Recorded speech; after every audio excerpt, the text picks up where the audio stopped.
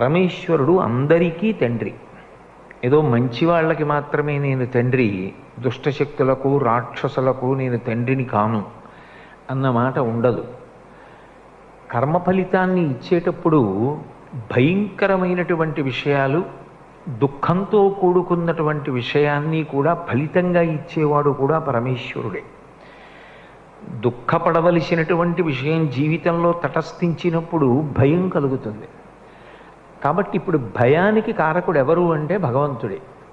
మళ్ళీ ఆ భయాన్ని తీయగలిగిన వాడు కూడా భగవంతుడే.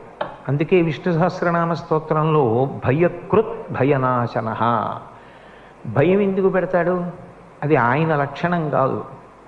ఒక తండ్రి పిల్లల్ని ఎందుకు భయపెడతాడు ఇలా వేలు చూపించి? వాడు బాగుపడాలని. భగవంతుడు ఎందుకు ఇలా వేలు చూపించి భయపెడతాడు? ఎందుకు దుఃఖాన్ని కల్పిస్తాడు? కాలోహి బలవాన్ కర్త సత